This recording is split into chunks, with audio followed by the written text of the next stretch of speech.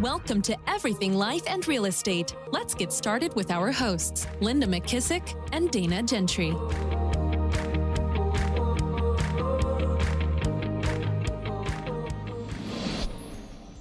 Hi, everyone. Welcome to Everything Life and Real Estate. I'm Linda McKisack. And I'm Dana Gentry. Hey, Dana. How are you today? I'm great. How are you today? I'm doing great. I am in Dayton, Ohio, meeting with lots of great big top producers and having a great time doing it. And I'm super excited because today we have an amazing guest that I know our people are going to love. So, Dana, you want to kind of introduce who we have and let's get going. Yeah, so actually, it was funny because we had heard that there was going to be a big shakeup in Keller Williams, and we had heard that there was a whale, which sometimes I don't know if I like that terminology, but that's what it is these days. Not that he looks like a whale, he just is production of a whale. Right, not at all. People tell me I look like a silverback gorilla. I think that's my spirit animal. All right. So we were actually watching the Vegas event live when Jeff was introduced, and I actually had the entire office was in a training room and had no idea that you were going to come out and be introduced, Jeff. And like my whole office was just like, what? Oh my gosh. Oh. So it was awesome. So that was really great. So maybe we should start, Linda, with Jeff just telling us a little bit about yourself. Yeah, first of all, it's Jeff Cohn, and he's an amazing producer out of Omaha, Nebraska. And Jeff, I like to start like this. You were born, and then what happened? Well, I was 5 years old, and my mom and dad signed me up for a charity event for our school selling candy bars at $1 a bar, and the number one prize was a Nintendo. Oh! So I got a contract with a local grocery store to stand outside all Saturday, all Sunday for 2 weekends. This fat little shaved head kid, like the kid from Up, if you've ever seen that movie. Yeah. And I ended up winning the Nintendo. I was a kindergartner, and there were fifth graders mad at me. Oh my God. So I was an entrepreneur at 5 years old, and I thank my parents, obviously, for instilling that in me and giving me that opportunity. And obviously, here we go, flash forward to today. I'm 38 years old. We own all the video game systems in my house. My 10-year-old couldn't be any happier. But I'm no longer selling candy bars. Obviously, I got into real estate to generate income for my family back in 2006. I got my license. And unlike a lot of other agents, I started out of college. So I got my degree in business and chose to go into real estate because there was no limit in the income I could generate for my family. And 2007 was my first full year selling. I did 50 transactions my first year, netting me 96 grand. Hired my first full-time admin. Went 5 more years in the trenches. I've ran signs to houses. I've tried to pull signs out of frozen ground where you had to pour hot water in them. I've had to drill holes in the ground with my giant drill to get the sign in. I've put lock boxes on. I've printed flyers. I've door knocked. I've done opens. I've done every role, which put me in a position in 2011 to actually truly build a real business. And I teach audiences across the country, agents need to stop selling real estate and focus on building a business, which is what Keller Williams is all about. So in 2011, we launched our team, Omaha's Elite Real Estate Group, which happened to be my tagline at the time. We were the Cohn team, and our tagline was Omaha's Elite Real Estate Group. We killed the Cohn, we became the tagline, and we grew from 70 to 700 sides in 6 years. And we did most of that under the Berkshire Hathaway flag, making us the #1 team in the world at Berkshire. We totaled in 13 years, 5,000 transactions for $1 billion in real estate sales. And then back in 2014, I fired myself, went 7th level in the Keller Williams language, which just meant I was netting $1 million a year, working less than 5 hours a week on my residential sales business. And I started focusing on creating ancillary businesses that best served the consumer, like title, insurance, mortgage, investing. I own a call center in the Philippines. I own a coaching company, Elite Real Estate Systems. And so that's what I've been running behind. So in 2019, Gary Keller had heard about some of the traction that we had created. I get 10,000 downloads a month on my podcast. And he said, hey, Jeff, you want to come out to Austin? I'll fly you out there. Unfortunately, he didn't fly me out on his jet. That is a rumor here locally that he flew me out on his jet, which is but he doesn't have a jet. Not yet. He doesn't. So I flew out there though several times, had some great meetings with him and Josh Team, Jason Abrams, and all the other amazing people in leadership. And I noticed, obviously noted that we were aligned. A lot of people that saw me speak at FutureCon were like, this guy's been inside of Keller Williams for 20 years. And it's because all of the books I read are written by Gary Keller and Jay Papasan and all the other co-authors. So I had already read MREA the year it came out. I've read all the other books, Shift, Flip, Hold, The One Thing. The list goes on and on. The challenge was just the opportunity wasn't there that I wanted to expand nationally. And obviously expansion's a big deal now within Keller Williams. But my vision is to expand both in and outside of Keller Williams, not only by helping people build real estate teams, but build true wealth through launching these ancillary businesses like mortgage and insurance. So we started a mortgage and insurance company this year that incubates and services the deals out of Nebraska, but it expands into any market in the country. So Awesome. That's me in a nutshell. Got it. Love it. Hey, Jeff, I have a real quick question for you, because when you get into the real estate business and you do 50 transactions your first year, number one, that's, for most people who in their first year, that's remarkable. Was there a shift? Because all the things you just said are amazingly big thinker stuff, but did you have that kind of thinking at 50 transactions, or did something shift somewhere along the way? Where did that happen? No, every year I changed. So I think this is an important point, is when you guys look at like what you're wanting to accomplish, you can't see where you're going to be 30 years from now, because the person you become tomorrow is going to have different goals than the person today. That's so true. You should set your goals based on what do you want to do this year, and then what would you need to do this year to accomplish your 5-year goal, kind of going back to the 411. And so people want to set, in 20 years, this is where I want to be. I would highly recommend decide where you want to be at the end of the year and figure out exactly what to do to get there, and then figure out where you want to be at the end of the next 5, because you should set your daily, weekly, monthly, yearly goal based on where you want to go in 5. So the difference, Linda, was when I first got into the business, my goal was to make $100,000 a year. To me, that was the number. If I could make that selling real estate, I had made it. And I did that my first year. And then I thought, well, geez, if I can do it my first year not knowing what I'm doing, I should be able to make 200. And then the goal was 300. Then it was 500. Then it was, could I ever make 500 never selling a house? And so I kept taking risks. I kept, finding better people and talent around me to leverage everything I was doing. But it was risky on my end, right? Having to hire someone.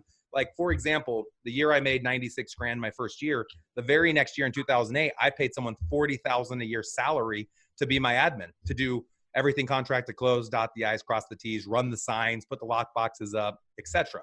Who takes 40% of their gross revenue and allocates it to leverage? Most people aren't willing to do it. And the reason I could, and what I'd recommend to your listeners listening, keep your lifestyle at a low dollar amount so that you can take risks and build your business before you go live lavishly. So often people want to look like they have been successful even though they're not yet. And it limits their ability to create leverage because they're putting all their money into their car or their house or the things that they're wearing or the trips that they're going on.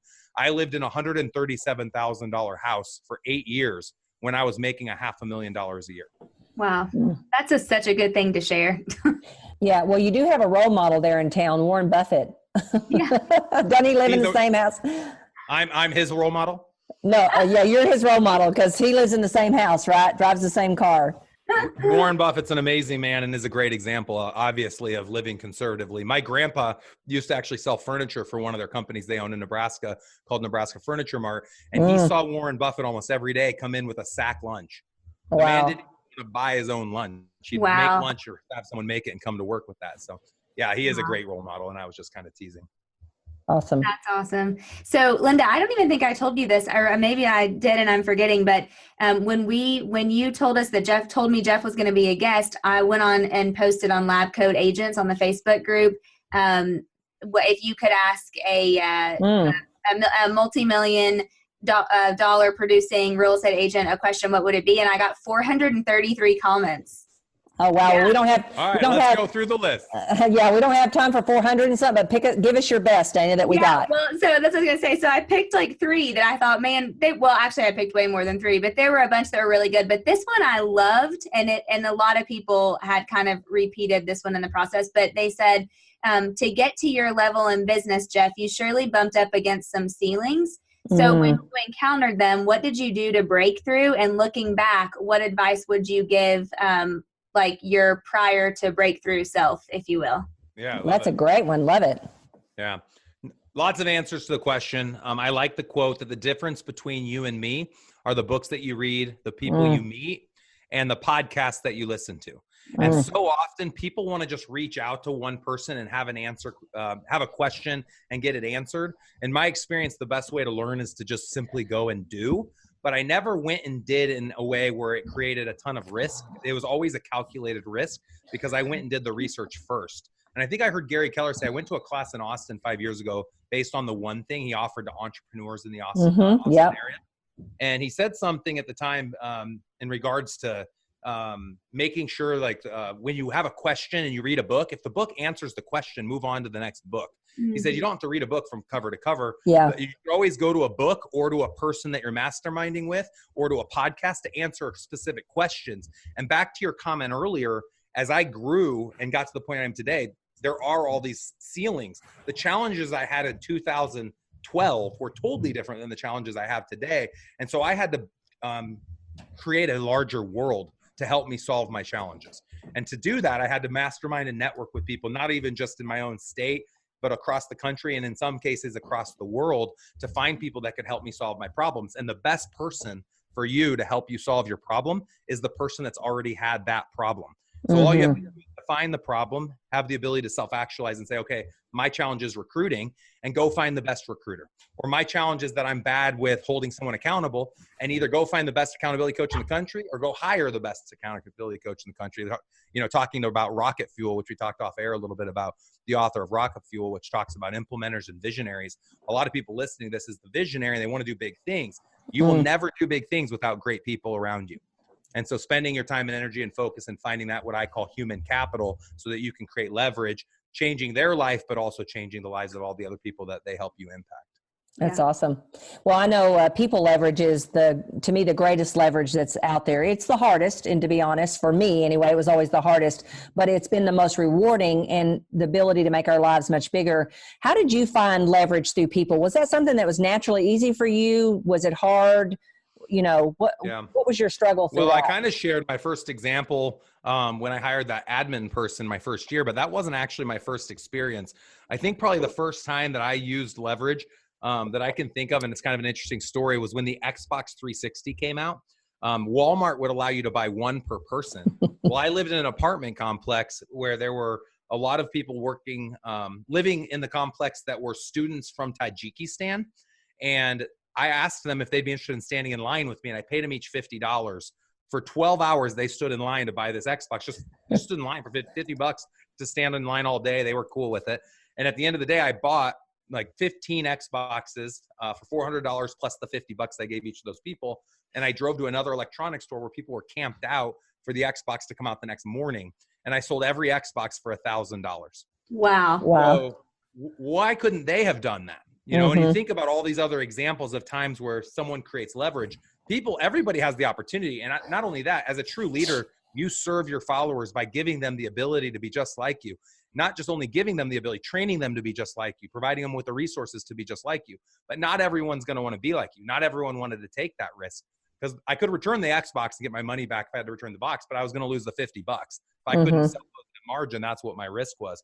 And a lot of times people don't want to take risks. So I think for a true leader to continue to grow, you have to always look for talent and be willing to deploy that talent. You have to take the risk, not the people necessarily that you partner with, to help you do more than what you would be able to otherwise do by yourself. And then as a leader, if you want to be able to continue to grow and inspire those around you, you yourself have to continue to grow, because you don't want those that you're leading to essentially grow past. You should always be growing yourself. And so you always should reinvest 10%, I believe, of your time and your revenue into helping yourself grow. And the best way I grew, after reading as many books as I could get my hands on, and I continue to do that, and after listening to literally thousands of podcasts, and then having my own podcast and interviewing thousands of guests, I found the next best way to grow was to go meet people like yourselves. Fly out to your brick and mortar location. I've done this across 8 different businesses, not just real estate. This pattern has stood true for my investment company, mortgage company, insurance company, title company, where instead of reinventing the wheel, I said, let me go find out from the best. And I'd call people up, Linda, and just say, hey, it's Jeff Cohn. I'm a nobody in Omaha, Nebraska, but I want to learn more. I'm going to pay to come out and visit you if you would allow me to. And maybe I'll bring you some Omaha steaks along the way if I could just have a few hours of your time. And no one has ever told me no. Wow. No one has ever not gotten back to me. Everyone says yes. Everybody's willing. I'm willing. I even started a workshop, jeffsworkshop.com, where I host people all over the country. I've had thousands of people come through our workshop here in Omaha so that I could give back the same way that so many people have given to me. So I'm dying to ask, who's the coolest person that you ever went and shadowed? Ooh, putting me on the spot. Coolest person. Yeah, I mean, I've never had that one. Ugh, I hate doing those types of questions. well, okay, give me your top three. All right. I'll tell you the first round that I remember, the very first trip, which the first few are always the most memorable. Chip Collins in Hilton Head, Oh, I know South Chip. Carolina. Yep. Chip's a great Yep. guy. Bob Sokoler in Louisville. Yes, I know Bob. Had dinner with Bob. What was funny about Bob, when we drove into Louisville, I asked someone, hey, are we in Louisville? And I was not joking, because in Omaha, there's a city that's outside of Omaha about a half hour called Louisville. Yeah, we have one. We have one too in Texas. Called Louisville? Yes, I live in it. Seen If Looks Could Kill. This person was like, did you just say Louisville? Honestly, I'm surprised you survived that. Now, being a Kentucky girl, Dana, what do you got to say about that? I was just getting ready to say, I actually love that because I live in Lexington, so we're like Booable. Louisville. Oh, it's great. Another great one was Amanda Howard. You guys are probably familiar with the Howards, Travis and Amanda. But there have been so many. I feel bad because I've left out 100 people. I've been to so many places. The thing I learned, every trip I went on, I had new problems. So the answers I was getting today weren't necessarily the answers I needed tomorrow. I kept having, every time we solved one problem, we had 10 new problems. Not like an Albert Einstein quote. That essentially happened every time you solve one thing, and that never changes. And so success ultimately becomes your ability to learn from the challenges that you have and understand that when you have challenges that come to you, that's part of the equation. It's your ability to overcome all of those challenges and find ways through them that are actually is what puts you where you're at. And most people simply don't want to have to go through the effort and the brain energy of always having to go through new problems as you grow. If you're wanting to grow, you're going to have to tackle new challenges. Yeah. That sentiment, Linda, of like arriving. I hear that all the time. You have arrived. You've never arrived. If you think you have, you haven't. Right? So, absolutely. Well, I love that. And you, like you said, you're not the person when you solve that one problem, you become a new person. And what I love about what you've done that I think people miss, because I'm all about leverage and any kind of leverage, whether it's money or time or relationships or whatever, is you got a momentum somewhere along the way, and each time you became a new person, there was a new momentum that went along with you that now has catapulted you into someone that most listeners won't even be able to imagine, because they're going to go, oh my gosh, I could never do that. But you didn't go from the 50 deals to now. You went to each incremental step. I agree. I honestly will be speaking to someone thinking everything I'm saying is a lie. Like, and it's just unreal. Like, Linda, I know you're super successful too. And we had some time at FutureCon to connect on some of your guys' successes. And you look back and I just think, what got me to this point? And I would say it was an incessant, if not obsessive drive to always be the best version of myself in every area of my life, each and every day. And I didn't compare myself to everyone around me. And I didn't look at what my mom and dad wanted me to become or what my best friend expected me to become. I became what I wanted to become. Don't live your life for somebody else. Live your own life. Be what you want to be and do what's important to you. Everyone in real estate wants to be number one in their office. I think your goal should be number one at the person that spends the most time at the beach. Number one at the person that spends the most time with their family. Like, why are we giving so much credit to the person that sells? Typically, the person that sells a lot isn't living the lifestyle that you probably want to live. So be sure that your goal is the way you live your life. Don't let your work live your life for you. And I think too many people do that. And I fell victim of that. Spending 80 hours a week selling when I was in the trenches. And that's why we launched our team. I literally one day said, I can't sell another house. I'm done selling. I want to teach other people to sell. And now I teach other people to not sell, which is kind of a provocative comment to go in front of a group of 1,000 agents. Their broker just paid me 10 grand to speak and say, today my goal is to teach you to all stop selling real estate. The audience is like, is this happening right now? What's going on?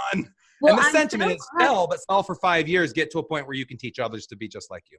Yeah, I'm so glad that you said that, because I was funny when I was reading through a bunch of those comments in Lab Coat Agent. I kind of for a minute was getting a little bit ticked, because some of the comments were like, said their question would be, do you have a life? Do you take vacation? Do you see your kids?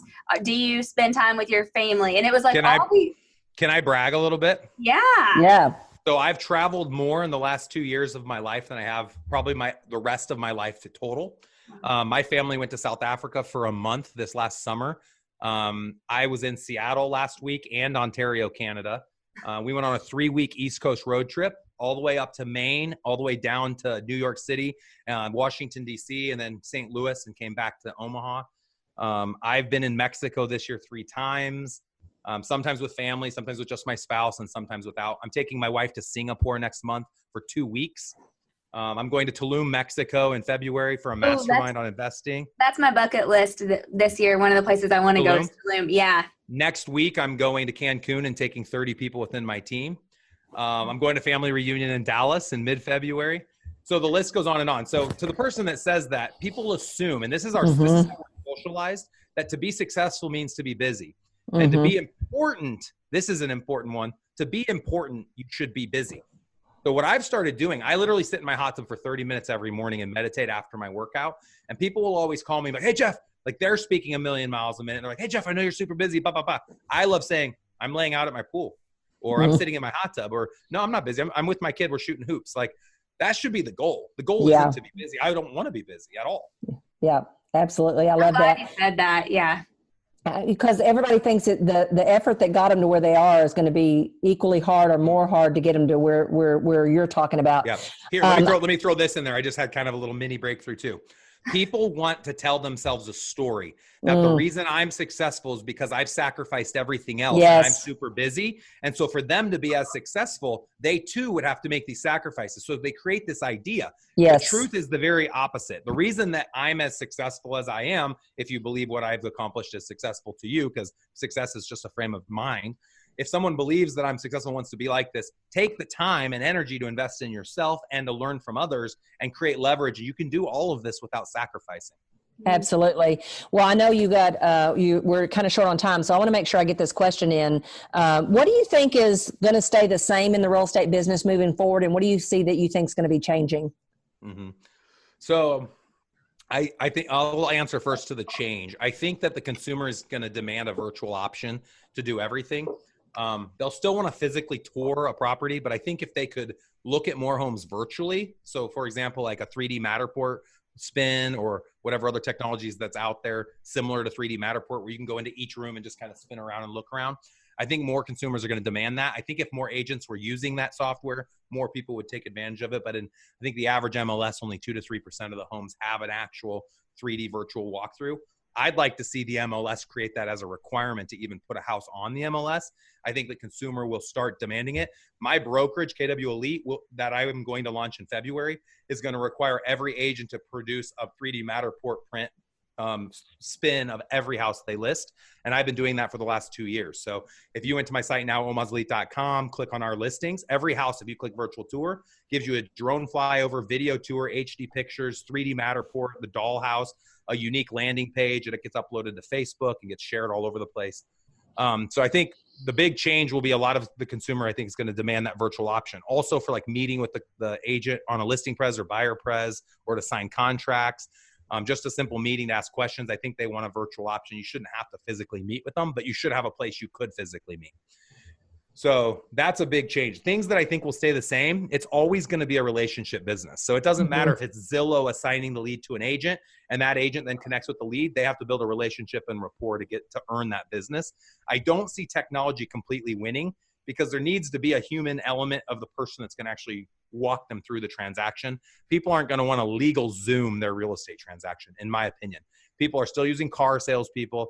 People are still using, there's a lot of people in the customer service business that are still being utilized, but I do believe there will be 2 camps. So I would say take the total agent count today and chop off 90% of those people. They're going to be out of the business, I think, in the next 10 years.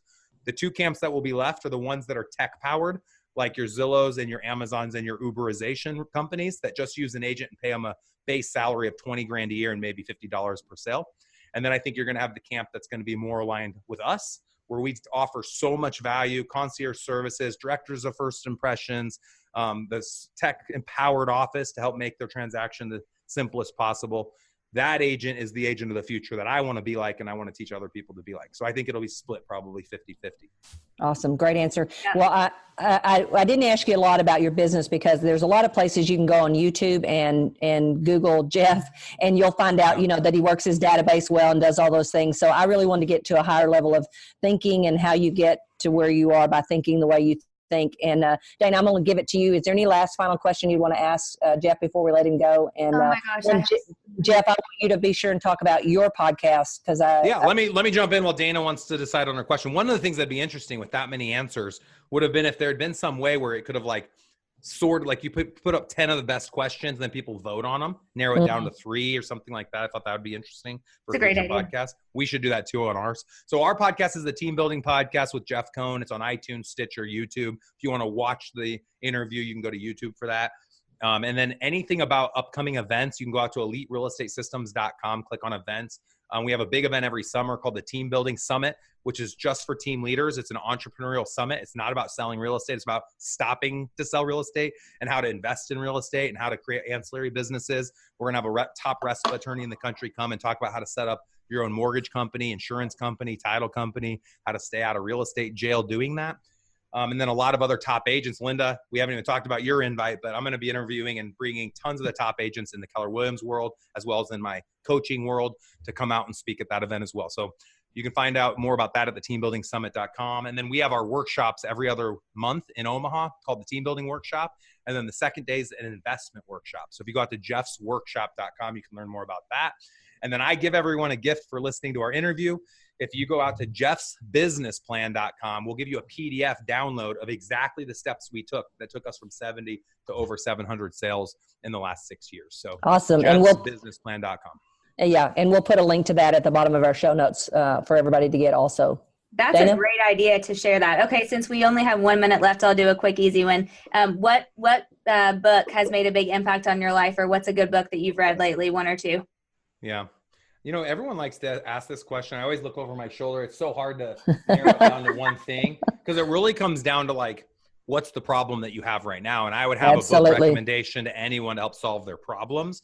So I think that the book that everyone should be focused on is the book that's going to help them make choices that are going to allow them to take more risk, because everyone's scared to get out of their comfort zone. Yeah. And the number one book I'd say that has influenced me to think differently and change literally the course of my life would be the Top 5 Regrets of the Dying.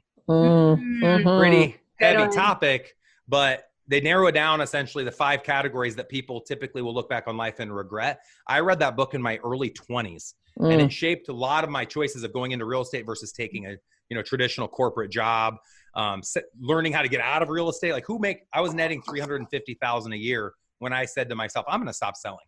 Who would do that? That's insane. Well, that was because I wanted to live a different type of life. And I was willing to put in the time and sacrifice and energy to learn how to do that without having to sell.